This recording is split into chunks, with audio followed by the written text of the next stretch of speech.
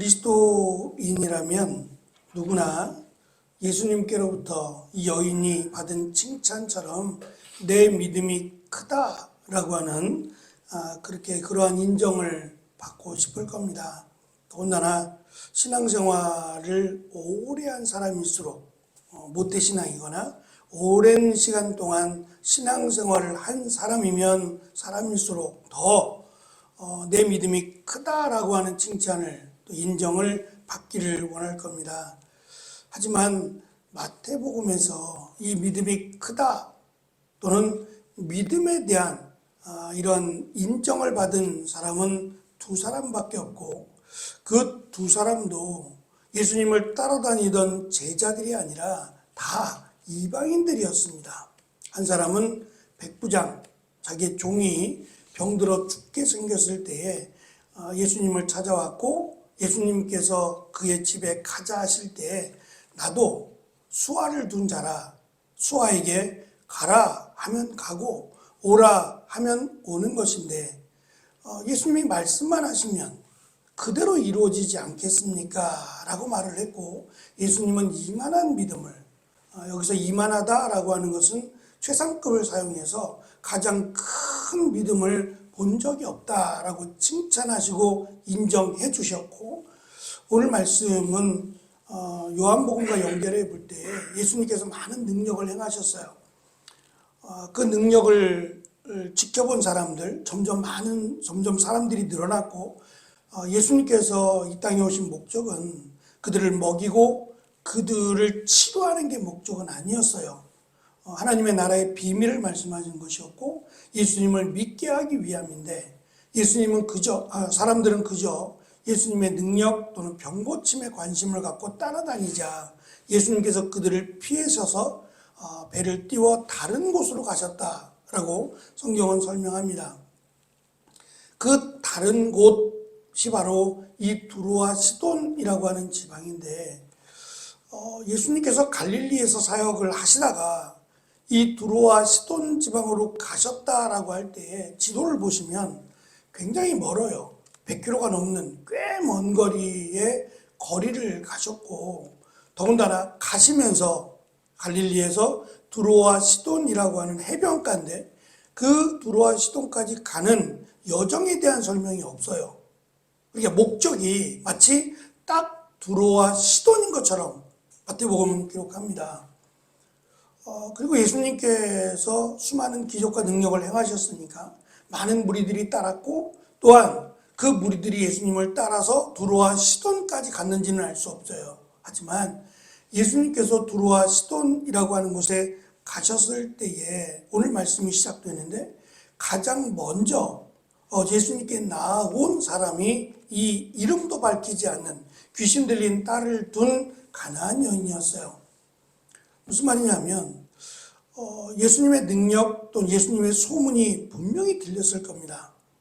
두로와 시돈 지방까지도 분명히 들렸고, 그것이 사람들이 두로와 시돈에서 내려와서 예수님을 만나고 기적과 또 능력을 경험했다면 모를까, 그냥 소문이, 워낙 먼 거리니까 그냥 소문이 들렸다면 소문으로 그냥 여길 수도 있어요. 소문은 소문에 지나지 않아 라고 하며 흘려들을 수도 있다는 거예요. 그런데 이 여인은 그렇게 듣지 않았어요. 왜냐하면 오늘 말씀을 통해서 예수님께서 이 여인에게 내 믿음이 크다라고 말씀하시고, 그 말씀과 더불어 이 귀신 들린 여인의 딸이 바로 고침을 받았어요. 그러니까 고침을 받은 것이 끝이 아니라 믿음이 크다라고 하는 것 안에는 이 여인이 단순히 예수님을 병 고치는 사람으로만 본 것이 아니라 마치 예수님께서 부스러기 같은 빵에 있으면 아이가 빵을 먹다가 흘리지 않겠어요? 지금처럼 품질이 좋은 그런 빵이 아니라 이렇게 먹다 보면 흘려지는, 부스러기들이 흘려지게 되는 그런 빵이었단 말이죠. 그러니까 빵을 먹다가 아이들이 부스러기를 떨어뜨리는 것은 당연한 일이었고, 이 떨어진 부스러기는 다시 주워 먹지를 않아요. 왜냐하면 지금처럼 이렇게 청결한 상태가 유지된 것도 아니고 이제 방 안에서 먹을 경우도 있지만 주로 밖에서 이제 가족들과 함께 밖에서 테이블을 놓고 식탁을 놓고 같이 먹게 될 경우에 바닥에 흙바닥에 떨어진단 말입니다. 근데 이 작은 부스러기를 주워 먹겠느냐 말이에요. 그러니까 그것은 당연히 그냥 버려지게 될 것이고, 당시 1세기 그 이전에는 사실 개들을 키우지 않았어요. 그때 당시에 개들은 지금과 같은 애완견이라기보다는 이 주인의 그 안전을 보호하기 위해서, 그러니까 가난한 사람들은 주로 개를 키우지 않았고, 자기도 먹을 것이 없는데 개에게 먹을 걸 주겠어요. 그러니까 가난한 사람들은 주로 개를 키우지 않아 왔고, 여유가 있고 자기의 것을 지켜야겠다라고 하는 조금 부자들의 경우에만 개를 키웠어요. 그러니까 개들도 주인의 상에서라고 하는 말은 여유가 있는 사람들을 의미합니다. 여유가 없는 가난한 사람들은 개를 키우지 않았어요. 지금처럼 애완견의 의미가 아니라 지키는, 그러니까 주인을 지켜주는 의미에서, 뭐 은행에다가 맡겨줄 수 없잖아요. 그러니까 보통 집의 어딘가에 자신의 보물이나 보화를 숨겨두었기 때문에 자신을 보호하는 차원에서 강도가 다가와서 다 내놔 라고 하면 죽을 수도 있는 위험이 있기 때문에 자신의 몸을 지키기 위한 수단으로 개를 키웠어요. 그러니까 이 개들이 집안을 이렇게 돌아다니면서 땅에 떨어진, 흘려진 음식물들을 당연히 먹지 않겠어요? 근데 그것을 가지고 왜 먹냐고, 먹지 말라고 하지 않았단 말입니다. 지금처럼 이렇게 개들을 특별히 막 챙겨주거나 그런 상황이 아니었어요. 그러다 보면 개들이 당연히 먹고 살아야 되니까 땅에 떨어진 또는 음식물들을 버리기 위해서 모아둔 것들을 먹을 수밖에 없어요. 지금처럼 개들을 위한 음식이 따로 있거나 그렇지 않았거든요. 그리고 1세기 그 전에는 이 개들을 부정한 짐승으로 여겨왔어요. 우리가 잘 아는 것처럼 되새김질하고 앞에 굽이 있거나, 소의 경우죠. 소나 양이나 염소의 경우는 정결한 짐승으로 분류되지만, 뭐 돼지나 뭐 닭이나 또는 이러한 그 개와 같은 동물들은 부정한 동물이에요. 그러니까 가까이 하면 안 되는 거죠. 가까이 하면 안 되는데 가까이 두게 된 거예요. 그 이유는 이 강아지들이 너무 예뻐서, 그런 의미는 우리에게나 해당되는 거고 그들에게는 자신의 몸을 지키기 위해서 어쩔 수 없이 집에 둔 경우라고 이해하시면 돼요. 그래서 이 아이들이 빵을 먹다가 빵 조각들이 바닥에 떨어지면 그냥 내버려 뒀어요. 내버려 두고 나중에 치우든가, 아니면 지금 여유 있는 집의 경우에, 이 개들과 함께 사는 집의 경우에는 개들이 와서 그걸 먹었단 말이에요. 근데 그것에 대해서 먹지 말라고, 너는 먹어서는 안 돼 라고 말할 주인은 아무도 없어요. 오늘 이 믿음이 크다라고 예수님께서 인정하시고 칭찬하신 이 여인에 대해서 우리가 세 가지로 간단하게 살펴보고자 합니다. 첫째는 말씀드린 것처럼 예수님께서 갈릴리에서 수많은 능력과 기적을 행하셨어요. 성경에 기록되지 않은 것들도 상당히 많다 그랬거든요. 그러니까 그렇다면 이 여인의 딸만 귀신이 들렸겠냐 말이에요. 오히려 귀신은 들리지 않았지만 고칠 수 없는 질병을 가진 사람도 굉장히 많았을 거예요. 그런데 이 가장 먼저 예수님을 찾아온 것은 이 가나안 여인이라는 거예요. 이름도 밝히지 않은 귀신 들린 딸을 둔 가난한 이 여인이었다라는 점이죠. 물론 절박하니까 귀신 들린 딸이 불 속에도 들어가고 물 속에도 들어가고 언제 죽을지 모르는 이 급박한 상황이라는 것도 있지만, 적어도 가장 먼저 예수님을 찾아올 수 있었던 이유는 예수님에 대한 관심이에요. 예수님께서 갈릴리에서 가나안으로, 특별히 두로와 시돈으로 가신다라고 하는 소문이 들려졌고, 이 소문에 이 여인은 민감하게 귀를 기울였다는 거예요.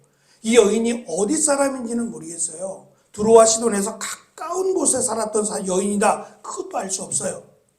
하지만 누구보다 먼저 이 여인이 예수님을 찾았다라는 것은 우연은 아니라는 거예요. 만약에 우연이라면 오늘 말씀의 첫 부분을 보면 예수님께서 아무런 말씀도 하지 않았어요. 대답도 하지 않았다고요. 그러면 무시하는 거거든요. 이 여인이 와서 내 딸을 고쳐달라고 간절하게 예수님께 요구를 했단 말이죠. 그럼에도 불구하고 예수님이 침묵하셨어요. 못 들은 척 하셨다고요. 그러면 불쾌해서라도 그냥 돌아가야 되는데 돌아가는 것이 아니라 더욱 간절하게 예수님께서 아무 말도 하지 않으심에도 불구하고 더욱 간절하게 예수님께 내 딸을 고쳐달라고 계속해서 끈질기게 예수님께 요구한 것을 알 수 있어요. 그래서 참다 못한 제자들이 나서서 이야기합니다. 이 여인에게 가라고 하십시오. 우리를 따라다니면서 계속해서 소리를 지르고 있습니다 라고 제자들이 나서요. 귀찮다는 거죠. 제자들의 마음속에 예수님은 이미 이 여인을 고치실 마음이 없다는 거예요. 제자들이 느끼기에 예수님은 이 여인을 고칠 마음이 없다라고 생각하고 귀찮으니까 이제 그만 여인에게 가라고 하십시오 라고 제자들이 정말 예수님의 속마음을 몰라요. 정말 예수님이 이 여인에게 관심이 없거나 이 여인의 딸을 고쳐줄 마음이 없었다면 말씀드린 것처럼 두로와 시돈을 가지 않았을 거라는 거예요. 왜냐하면 이 사건이 전부예요. 가는 동안도 없고 두로와 시돈에서 더 이상의 사건이 없고 이 사건을 끝으로 예수님은 다시 갈릴리로 돌아오세요. 그러니까 마치 이 여인을 만나기 위해서 이 여인의 딸을 고치기 위해서 두로와 시돈으로 가셨다면 이 여인의 간절함을 예수님은 아셨다는 얘기예요. 그럼에도 불구하고 예수님이 침묵하신 이유가 있다라고 하는 겁니다. 그것은 이 여인의 믿음 때문이에요. 포기하지 않는. 물론 부모의 마음이 그렇죠. 귀 들린 딸을 둔 부모의 마음이, 엄마의 마음이 얼마나 안타깝겠어요. 포기하지 않겠죠. 그러나 그 이상을 넘어서서 예수님이 단순히 병을 고치신 분 정도로 여겼다면 포기하고 돌아갈 만해요. 그런데 포기하지 않은 이유에 대해서 예수님께서 말씀하신 대로 침묵하셨음에도 불구하고 여인은 더 간절하게 예수님을 찾았다는 겁니다. 그때 예수님께서 이 여인에게 말씀하십니다. 자녀들의 빵을 취하여 개들에게 던져주는 것은 옳지 않다고요. 이것은 이방인 여인에게도 마찬가지예요. 사랑하는 자녀에게 줄 빵을 자녀에게 주지 않고 개들에게 던져주는 부모가 어디 있겠어요? 동서고금을 막론하고 다 마찬가지죠. 있을 수 없는 이야기예요. 남았거나 여유가 있거나 또는 유통기한이 다 됐어요. 상할 것 같거나 상했다면 개들에게 줄 겁니다. 근데 그렇지 않고 맛있다, 맛있는 빵이다라고 할 때는 더더욱 여유가 있지 않는 한 개들에게 먼저 자녀에게 줄 것을 개들에게 던져줄 사람이 어디 있겠어요? 부모라면 더더욱 그렇지 않습니다. 그랬더니 다시 말하면 여기 자녀들은 유대인이고 개들은 이방인을 상징하는 겁니다. 그러면 더 기분이 나쁠 거예요. 아니 안 고쳐주면 안 고쳐주지. 우리를 향해서 개들이라고 말을 한다는 것은 이건 정말 화를 내고 예수님께 화를 내고 돌아가도 할 말이 없어요. 이 정도 되면 제자들은 이미 어느 정도의 참을만 하지 않을 거예요. 예수님 너무하시네. 그냥 가라고 하시지. 우리가 돌려보내라고 했다고 예수님께서 이 여인에게 개와 같다라는 식의 표현은 너무 지나친 거 아닌가? 라고 하는 그런 마음이 제자들에게 들었을 줄 모르겠어요. 근데 여인은 포기하지 않습니다. 포기하지 않고 이 여인이 들었던 예수님이 행하신 능력이나 은혜는 바로 앞에 있는 5,000명을 먹이시고 또 4,000명을 먹이신 사건이 있거든요. 그 사건은 이방인들에게도 예수님께서 넘치도록 주시는 분으로 이 여인은 믿었어요. 그러니까 예수님의 진짜 마음이 아니다라는 것을 이 여인은 알았던 거예요. 무슨 말이냐면 함께 따랐던 제자들조차 예수님이 진정한 마음, 왜 이렇게 말씀하셨는지에 대해서 깨닫지 못했는데 이 여인은 예수님을 하나님이 보내신 자, 그리고 예수님이 은혜를 베푸시는 분이라는 것을 확실하게 믿었어요. 그래서 화를 내지 않고 돌아가지도 않았던 겁니다. 세 번째는 이 여인은 하나님의 뜻을 알았어요. 그래서 여인이 이렇게 말합니다. 맞습니다. 당연히 빵을 자녀들에게 주는 것은 당연한 일이죠. 자기가 생각해도 마땅한 일입니다. 하지만 예수님께서 행하신 일들, 우리가 들었던 소문에 의하면 예수님께서 이 중요한 큰 은혜는 유대인들에게도 주었지만 부스러기와 같은, 정말 누가 봐도 눈여겨보지 않을 만한 이런 자그마한 은혜들은 이방인들에게도 주었다는 소식을 들었습니다. 그렇다면 걔들도 주인의 상에서 아이들이 먹다가 흘린 빵 부스러기는 먹을 수 있는 거 아닙니까? 그러니 자그마한 정말 보잘것없는 부스러기 같은 은혜라도 허락하신다면 내 딸은 분명히 나을 거라는 거예요. 그러니까 예수님의 자그마한 사랑, 남은 사랑이겠죠. 유대인들에게 다 주고 남은 조그만한 사랑이라도 있다면 이 조그만한 은혜와 사랑을 허락해 주시면 제 딸은 나았겠습니다 라고 하는 예수님의 능력, 그리고 예수님의 은혜를 믿었어요. 예수님은 그것을 지혜롭다고 하시고 그것을 예수님은 믿음이 크다라는 말로 말씀하셨다는 거예요. 단순하게 믿음이 큰 것이 아니라 하나님의 뜻을 알았고 예수님을 알았어요. 그것이 결국은 큰 믿음으로 가게 했다는 거예요. 그러니까 단순히 믿습니다라고 해서 눈덩이처럼 믿음이 커지는 게 아니라 하나님의 뜻이 무엇인지를 알아야 우리가 믿음이 자라갈 수 있어요. 큰 믿음이라는 것은 어느 날 갑자기 뻥 튀게 하듯이 믿음이 갑자기 커지는 건 아닙니다. 자라나는 거죠. 근데 이 여인은 이미 마치 큰 믿음을 가지고 있었다라고 설명하셨는데 그 이유는 예수님에 대한 관심이에요. 처음에는 소문으로 들렸을 겁니다. 근데 아무리 들어도 이상해요. 예수님 말씀처럼 잃어버린 양에게만 보냈다면 이방인들은 안 고쳐줘야 되잖아요. 자기의 귀에 들려온 정말 반가운 소식은 예수님이 하나님이 보내신 자 같은데, 왜냐하면 고칠 수 없는, 보통 일반적인 사람이라면 행할 수 없는 능력을 행하셨단 말이죠. 귀신이 쫓겨나가고 또 도저히 고칠 수 없는 병자를 고친다는 소식은 불치의 병을 갖고 있는 환자들에게는 정말 귀가 번쩍 뜨이는, 눈이 번쩍 뜨이는 소식이 아니겠어요? 더군다나 이렇게 병자를 고치고 또 귀신을 쫓아내는 것이 유대인들에게만이 아니라 이방인들에게도 허락하셨다라고 하는 소식은 그냥 흘려듣기에는, 이 여인에게는 흘려듣기에는 너무 큰 소식이에요. 왜 그러셨을까?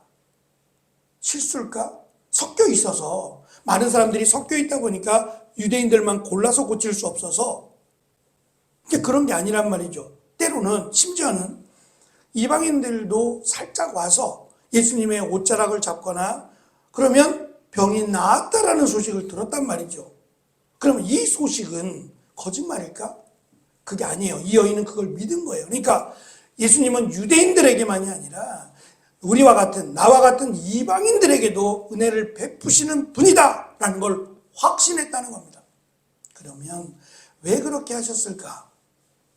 유대인들만의 하나님이 아니라 이 하나님은 모든 사람을 긍휼히 여기시고 사랑하시는 그런 하나님이다라는 걸 믿었기에 예수님께서 침묵하셨을 때도 돌아가지 않았고, 잃어버린 양에게는 보내심을 받지 않았다라고 했을 때에도, 개들에게는 보내심을 받지 않았다고 무시했을 때에도 돌아가지 않은 거예요. 우리가 내가 원하는 대로, 내가 바라는 대로 기도한 대로 이루어지지 않았어도 우리가 불평하지 않고 오히려 감사하고 더 하나님의 은혜를 간절하게 구하는 이유는 우리가 하나님의 뜻을 알기 때문입니다. 하나님은 나를 사랑하신다는 것을, 이 여인처럼 나를 사랑하신다라는 것을 믿기 때문이고, 또한 하나님은 우리에게 사랑을 베푸신다, 은혜를 베푸신다는 것을 알기 때문이에요. 그래서 때로는 그렇게 흘러가지 않아도 포기하지 않고 더 간절하게 기도할 수 있는 것은 이 여인처럼 하나님의 뜻이 무엇인지를 알기 때문이고 또 하나님의 뜻을 믿기 때문입니다. 그렇다면 이 여인에게 예수님께서 내 믿음이 크다고 칭찬하신 것처럼 비록 우리의 모습은 자랑할 만하지 않아도 예수님께서 이 여인에게 칭찬하시고 인정하신 것처럼 우리에게도 이 믿음이 있다면, 예수님을 그렇게 믿는다면 내 믿음이 크다고 예수님께서 칭찬하실 것이 분명하다는 겁니다. 그렇다면 내 믿음이 크다라는 칭찬처럼 이 시간 우리가 원하는 대로가 아니더라도 분명한 하나님의 우리를 사랑하심을 믿고 또 하나님께서 역사해 주심을 믿고 기도하는 겁니다. 포기하지 않고 간절하게, 돌아가지 않고 간절하게 기도했던 것처럼 어쩌면 예수님께서 원하시는 것은 이 간절하게 찾고 구하는 것일 수도 있어요. 그러니까 포기하지 않고 기도하는 것을 제자들에게 가르치기 위해서 의도적으로 예수님께서 이렇게 이 여인에게 냉담하게 대하셨을 수도 있다는 거죠. 그렇다면 예수님께서 이 시간들을 통해서 우리에게 더욱 간절하게 기도하라고 허락하신 은혜의 시간일 수 있습니다. 우리를 위해서, 또 우리 사랑하는 성도들을 위해서, 또 나라와 민족을 위해서, 또 여러 가지 우리가 기도할 내용들을 통해서 하나님의 뜻을 확신하고 더 간절하게 기도하라고 허락하신 은혜의 시간으로 받고 우리가 한 마음이 되어서 함께 기도하는 큰 믿음을 가진 우리가 되시기를 축원합니다. 기도하겠습니다.